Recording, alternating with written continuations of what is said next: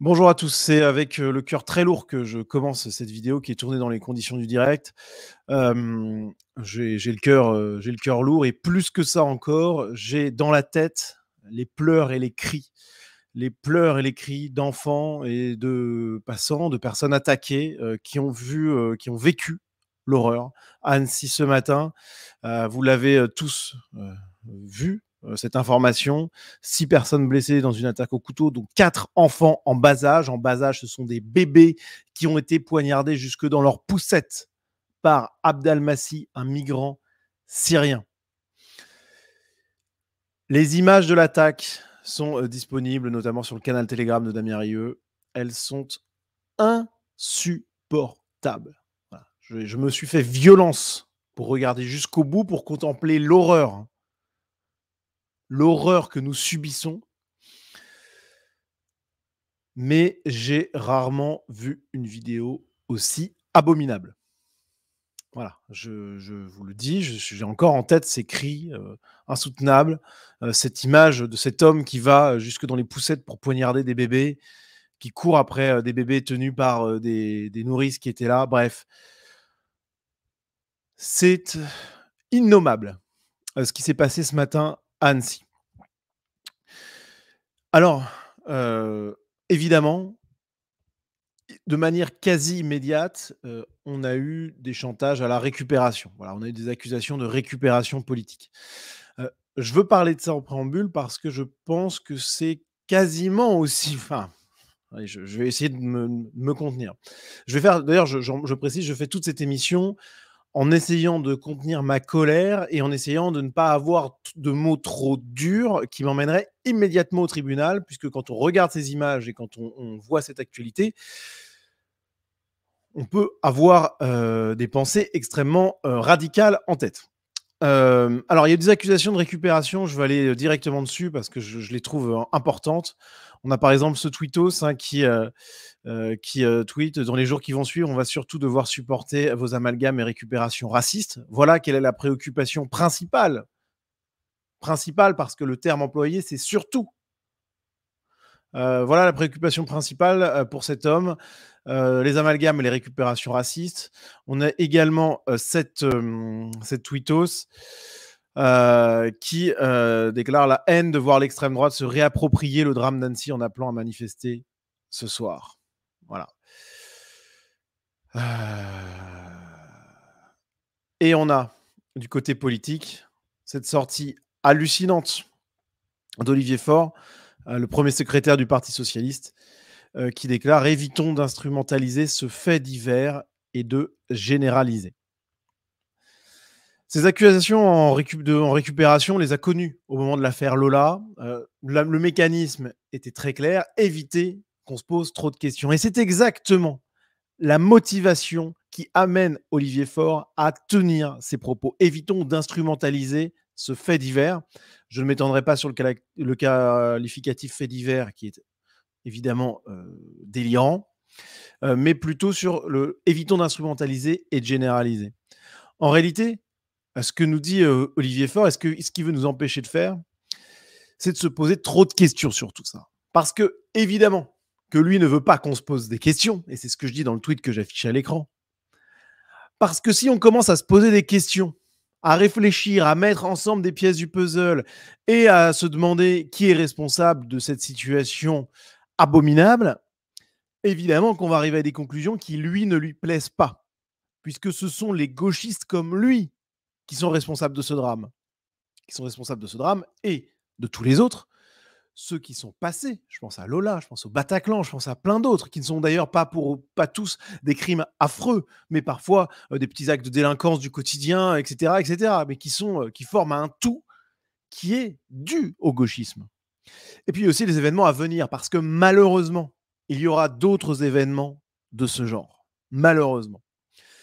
Et c'est pour ça qu'il y a le procès en récupération. C'est parce qu'ils veulent nous empêcher de réfléchir et de nommer les responsables dont ils font partie.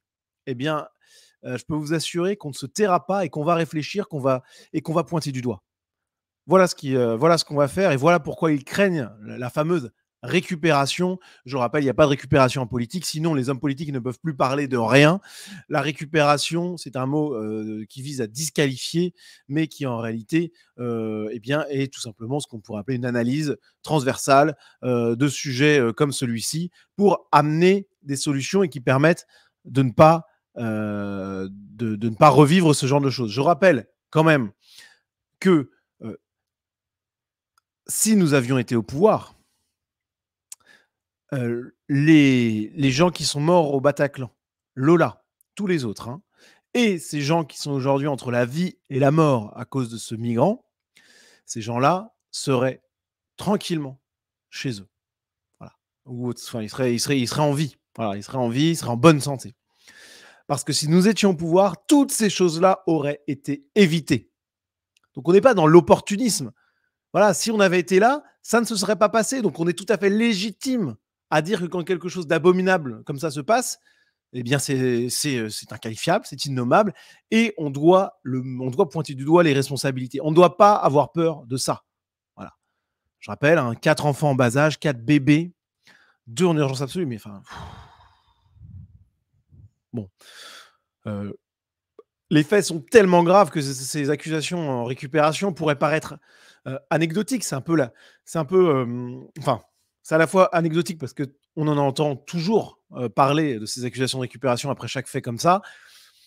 Là, c'est particulièrement dégueulasse parce que ça arrive après un acte d'une gravité extrême. Je veux dire, poignarder des enfants jusque dans les poussettes, ce sont des images qui sont, mais quand on a vu les vidéos, on ne peut pas se les enlever de la tête, en réalité.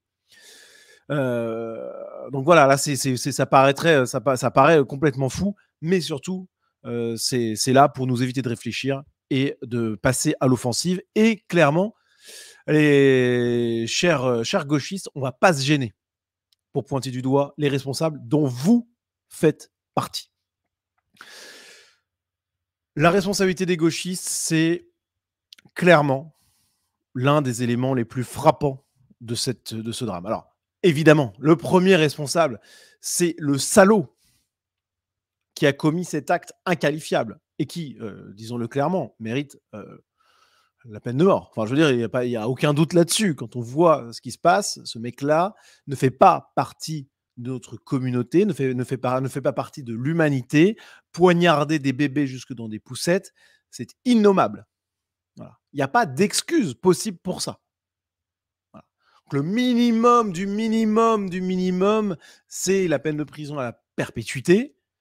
Mais dans un monde normal, puisqu'il s'agit d'un cas clairement exceptionnel, il faudrait une sanction exceptionnelle. Et préalablement à cette sanction exceptionnelle, je pense qu'on pourrait même on pourrait même le faire souffrir un petit peu. Alors, la responsabilité des gauchistes, c'est vraiment la grande question de ce drame. Parce que, comme je l'ai dit, cet homme-là, ce criminel, est responsable, mais ceux qui ont permis qu'advienne cet acte atroce le sont également. Et ça, il va falloir qu'on commence à pointer du doigt avec force et fermeté ces gens-là qui sont responsables. Alors, il y en a qui commencent à le faire, évidemment. Je pense à Julien Rochdy, hein, qui a tweeté sur le fait qu'il haïssait les gauchistes, clairement. Damien Rieu qui a nommé toute une liste de personnes qui sont complices de ce genre de choses.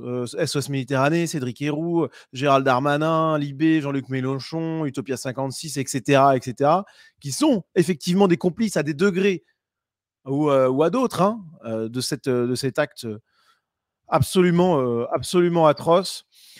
Je pense que là, il va falloir qu'on passe à l'offensive. Voilà. Regardez ça, là. Sandrine Rousseau, à l'époque du rapatriement des gens en Afghanistan. Le fait d'avoir des terroristes en France permet de les surveiller, avait-elle déclaré. Voilà ce que c'est le gauchisme. Parce que le gauchisme, alors, pour faire très simple, c'est une idéologie qui a plusieurs déclinaisons, qui est basée sur le ressentiment contre la grandeur de la civilisation. Je ne vais pas vous refaire quelque chose que j'ai déjà défini dans plusieurs émissions sur cette chaîne. Je vous mettrai un lien qui s'affichera pour que vous voyez où on en va, ce que je veux dire par là. Mais ce qui est important d'avoir en tête, c'est que le gauchisme, qui est cette pulsion de ressentiment contre la grandeur et contre la civilisation, contre l'ordre, contre l'harmonie, eh bien, s'exprime en matière politique à plein de niveaux, mais dans une déclinaison qui nous intéresse particulièrement, l'immigrationnisme. Voilà, les gauchistes sont tous des immigrationnistes, que ce soit de manière active ou passive, en disant, s'ils ne sont pas forcément pour l'ouverture totale des frontières, en disant l'immigration est une chance, etc. Voilà. Je pense que là, il va falloir que les gauchistes se taisent. Il va falloir qu'ils la ferment, parce que ce sont des complices objectifs de cet acte abominable et de tous les autres. Il faut les pointer du doigt, il ne faut pas avoir peur de pointer du doigt leurs responsabilités. J'ai fait un fil Twitter improvisé ce matin sous le coup de la rage, avant même d'avoir vu la vidéo. Parce que là, vous voyez, j'étais encore capable d'avoir une réflexion construite, mesurée, avec voilà, on va dire une ligne idéologique. Voilà. Là, je suis quand même beaucoup plus furieux. Mais voilà ce que je dis. Donc, il faut en finir avec cette folie qui touche la France, mais aussi tout l'Occident. Premièrement, le règne sans partage de l'idéologie gauchiste doit cesser. Nous devons en finir avec cet obscurantisme destructeur, source de la folie immigrationniste, et proposer une alternative sérieuse. Voilà. Si on est dans cette situation aujourd'hui, c'est parce qu'on a une idéologie qui s'est imposée en France et dans tout l'Occident et qui mine nos défenses civilisationnelles. Comme le disait Julien Rochdy, c'est une sorte de sida civilisationnel qui supprime nos défenses immunitaires.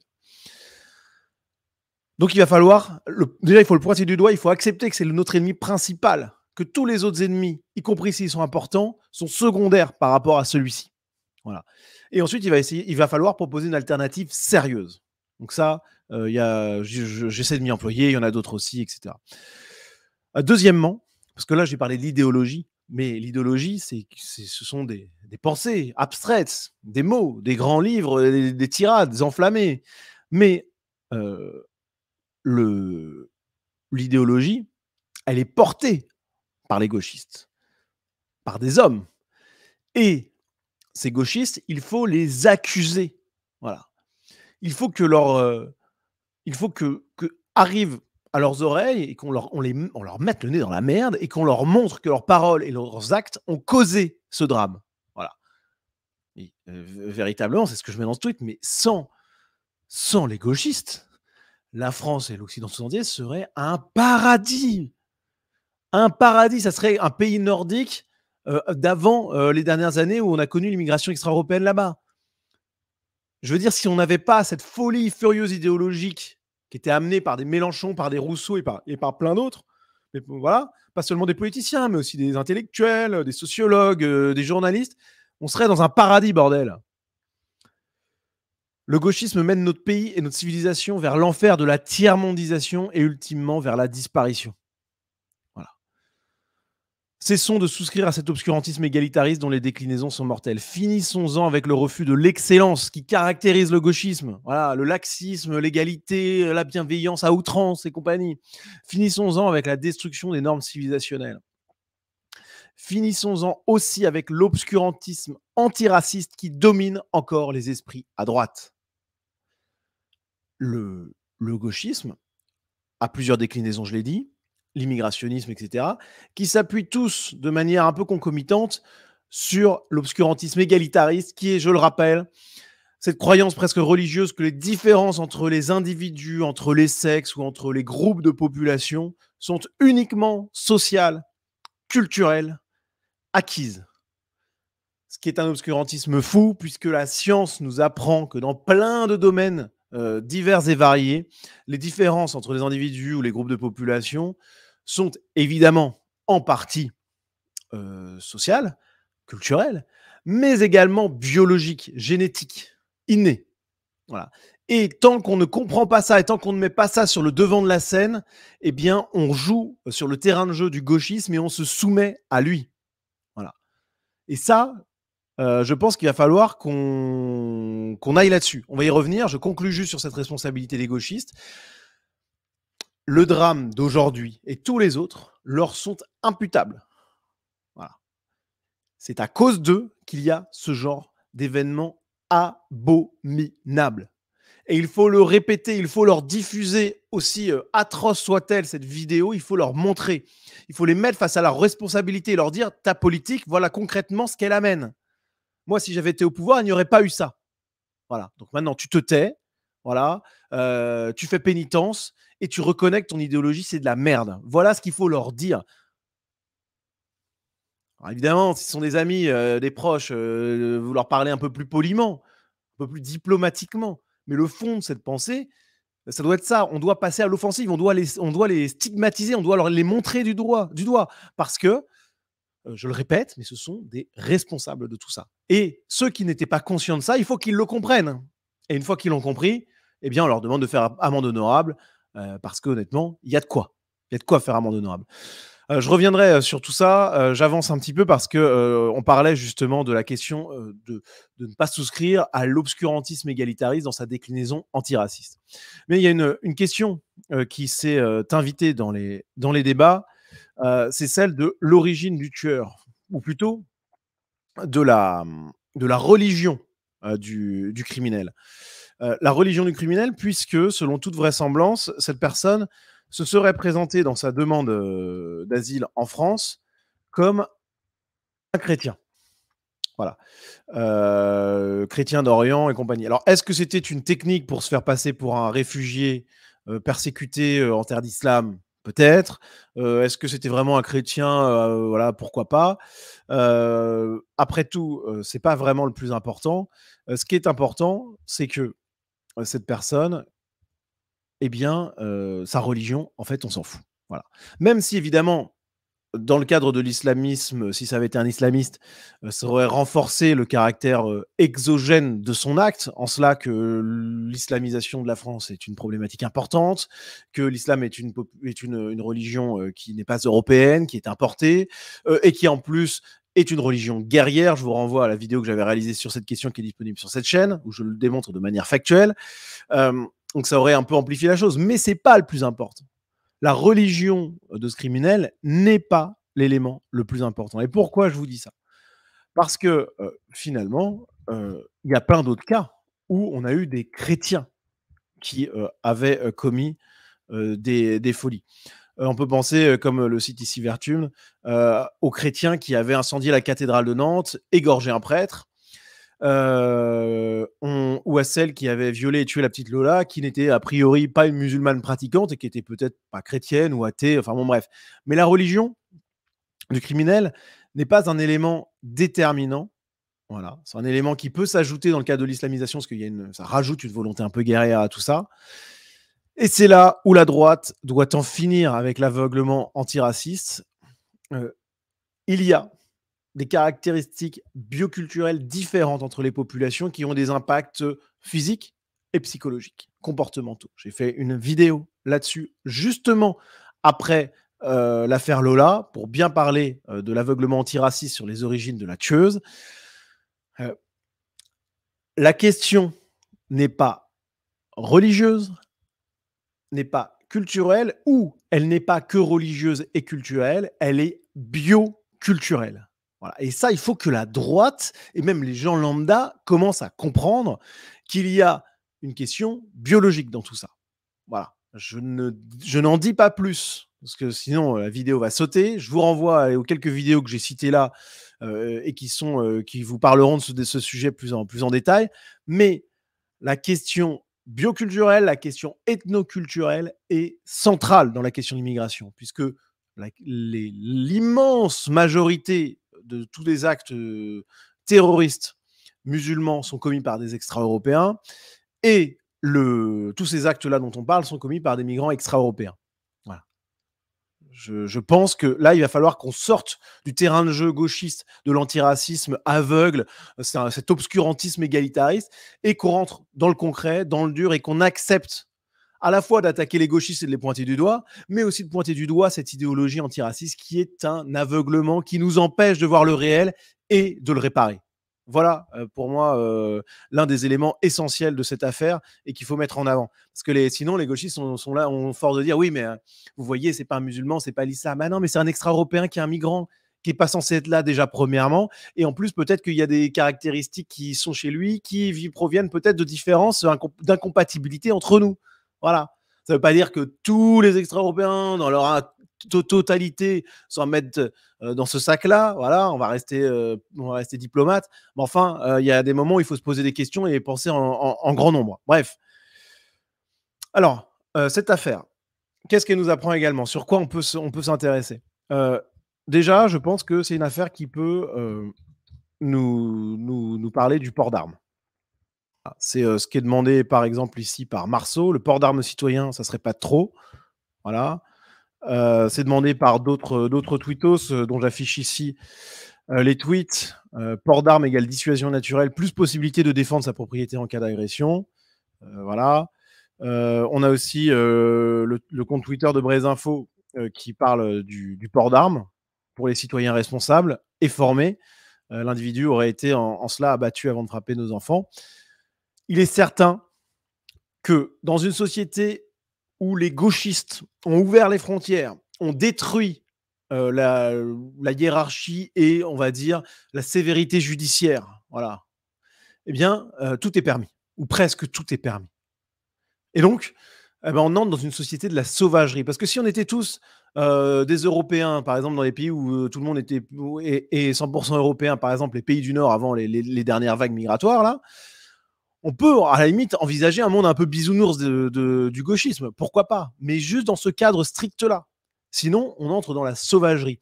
Si aux États-Unis, qui est un pays multiconflictuel, multi-ethnique et compagnie, s'il y a déjà qu'il y a des règlements de compte, des fusillades, des trucs comme ça, ok, d'accord. Mais s'il n'y a pas plus de folie, parce que c'est déjà pas mal, vous allez me dire, mais je peux vous assurer, j'en suis persuadé, que si il n'y avait pas le port d'armes aux États-Unis qui était autorisé dans plein d'États, ça serait encore pire. Voilà. Donc nous, essayons de ne pas aller vers une société multi-ethnique, multiculturelle, multiconflictuelle comme cela, et essayons d'agir autrement. Mais si on reste dans le cadre du monde actuel, là, il faut le port d'armes citoyen de toute urgence. Voilà, il le faut. Parce que ce genre de scène aurait pu, peut-être, être évité. Voilà, parce que le type, en fait, déjà, ah bah, il va pas s'attaquer dans la rue à des gens parce qu'il sait on peut l'abattre. Et en plus, si jamais ça arrive, il y a peut-être un mec qui peut agir avant que les policiers n'arrivent. Les policiers mettent quand même du temps à se rendre sur place. En plus, ils ont a priori peut-être pas été parfaitement efficaces. Mais enfin bon, c'est une situation de crise absolue. Donc, on va pas on va accabler personne. Mais voilà, il y a un moment, il faut prendre des décisions et il faut agir. Et poser la question du port d'armes, c'est vraiment pour moi quelque chose qui doit s'entendre. Autre question qui doit s'entendre, et ça, c'est Julien Rochely qui en parlait et qui en réclamant avec véhémence, c'est un référendum sur l'immigration. Voilà. Face à la folie gauchiste, face au délabrement total de notre pays, il faut agir très vite. Il faut redonner la parole au peuple français. Il faut que le peuple français puisse se prononcer sur l'immigration. Ça fait des années, des décennies que le peuple français est opposé à l'immigration. Jamais on ne lui a posé la question, évidemment. Jamais on ne l'écoute. Jamais on lui donne la parole. Je pense que là, face à ce genre de choses, la solution la plus démocratique, la plus républicaine possible qui soit le référendum serait une excellente chose. Voilà. Pour enfin en finir avec cette folie immigrationniste. Donc, là encore, en attendant mieux, déjà, référendum. Voilà. Référendum sur l'immigration à venir. Voilà, couper les flux et aussi, pourquoi pas, écluser les stocks avec des migrants qui sont sur le territoire, des personnes d'origine étrangère ou extra-européenne qui n'ont rien à y faire et qui doivent partir, bordel. C'est évident. Voilà, là-dessus, évidemment, je trouve que c'est une bonne chose. Alors, dernier point pour conclure là-dessus, je pense qu'il est vraiment très important de revenir sur le cœur du réacteur, c'est l'offensive contre le gauchisme. Voilà, je le dis, et c'est ce que j'ai essayé de faire là dans tous mes tweets aujourd'hui. L'ennemi principal, c'est le gauchisme, cette idéologie qui nous détruit de l'intérieur. Voilà. Voilà. Les gauchistes sont coupables, répétez-le. Répétez-le autour de vous. Voilà, il faut que ça rentre, il faut leur mettre le nez dans leur merde. Voilà. Quand on a vu la vidéo de l'attaque, d'accord, on ne peut pas rester calme. Je ne rentre pas sur ce qui s'est passé dans la vidéo, ce qu'on voit des comportements de certains. Il y avait un type qui était par exemple extrêmement courageux, qui a sans doute sauvé la vie de beaucoup d'enfants, qui a réussi à éloigner le criminel en se protégeant avec un sac, enfin bref, en le harcelant un peu. Donc bref, voilà, il y a aussi des choses peut-être un peu moins reluisantes, mais ce sont des situations de crise. Donc je ne vais pas revenir là-dessus. Mais quand on voit cette vidéo, les cris, les pleurs, cet enculé, ce salopard qui va jusque dans les poussettes pour plonger son poignard, c'est immonde. Rien de dire les mots, là, j'en tremble. Quand on voit ça, on ne peut que se révolter de manière virulente contre le gauchisme. Je pèse mes mots. Vous comprenez que je pèse mes mots. Les gauchistes doivent être combattus sans pitié.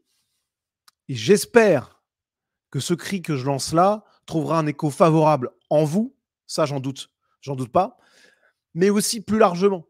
Voilà. Chez les Français qui sont moins intéressés par ces questions politiques, etc. Mais bordel, là, on s'attaque aux enfants. C'était Lola. Et puis, c'est le quotidien, des choses comme ça qui sont de basse intensité, mais qui sont tout aussi dégueulasses. Bref, tout ça, c'est permis par le gauchisme. Voilà. Ça ne dédouane pas, je me répète, les salauds qui commettent ces actes absolument abjects et qui doivent payer très cher pour ça. Mais si on n'avait pas de gauchistes, nous serions dans un paradis. Voilà. Donc ça, pour moi, c'est vraiment quelque chose qui est essentiel. Il faut leur rentrer dedans. Voilà. Il faut leur rentrer dedans. Il faut que le petit Olivier Faure, là, qui est le premier secrétaire du Parti socialiste, qui veut pas qu'on se pose de questions, on lui dise non, mais non seulement on se pose des questions, mais on a déjà répondu, en fait. C'est toi qui es responsable de ça aussi. Et c'est toi qui vas devoir payer. Donc déjà, tu fermes ta gueule, déjà, premièrement. Et ensuite, tu abjures ton idéologie abjecte, visqueuse, dégueulasse, qui nous met dans une merde noire qui nous entraîne vers la tiers-mondisation et la disparition. Voilà. Tu te tais. Sandrine Rousseau, là, qui parlait d'accueillir les réfugiés afghans, de ne pas voir le problème avec l'immigration, etc. Même tarif. Tu te tais. Jean-Luc Mélenchon, là, mais Jean-Luc Mélenchon aussi a fait une dinguerie. Qu'est-ce qu'il a dit, Jean-Luc Mélenchon? C'est la folie. Comment est-ce possible? Attaquer des petits, les frapper avec un couteau, notre cœur est en miettes à devoir le vivre. Alors déjà, il nous fait des phrases à la Taubira, là, une espèce de poésie mal placée, là. Aux enfants, nos affections douloureuses, aux parents, toute notre compassion affligée. Mais espèce de salaud, c'est pas toi qui déclarais que la créolisation, c'était l'avenir du monde? En t'en réjouissant? Mais elle est là, la créolisation. C'est ça, la créolisation. Jean-Luc Mélenchon, tous ces types-là, là, sont responsables du bordel, sont responsables de ça. Et on ne doit pas l'oublier, on doit pointer du doigt tout ça. Parce que les mesures dont je vous ai parlé, le référendum, le port d'armes, les trucs comme ça, réfléchir, c'est intéressant, c'est bien, il faut le faire, ok. Mais ça suffira pas, il faut faire changer les mentalités, il faut abattre le gauchisme. Il faut que ce poison intellectuel et idéologique qui détruit l'Occident, qui détruit la France, qui détruit la civilisation européenne, il faut que ce poison soit tout simplement renvoyé dans les poubelles de l'histoire. Voilà. C'est ça, parce que tant qu'on n'a pas fait ce travail-là, de critique d'abord, de désignation de l'ennemi, de critique féroce qu'il faut faire là, et ensuite de propositions d'alternatives, on s'en sortira pas. Voilà, on s'en sortira pas. Donc il faut détruire le gauchisme. Voilà. Il y aurait beaucoup de choses à dire sur ce drame absolu. Voilà, vous comprenez que là, je suis sous le coup de l'émotion et qu'il y a évidemment plein de choses que j'oublie. Mais je pense que l'essentiel est dit. La guerre qu'on doit mener, elle est à la fois contre les fous qui sont dans nos rues, bien sûr, mais également contre ceux qui les font venir. Également contre cette idéologie mortifère et dégueulasse qui nous met dans une merde pas possible, dans laquelle on va devoir élever nos enfants dans les années à venir. Mais c'est insupportable. On ne peut pas accepter ça.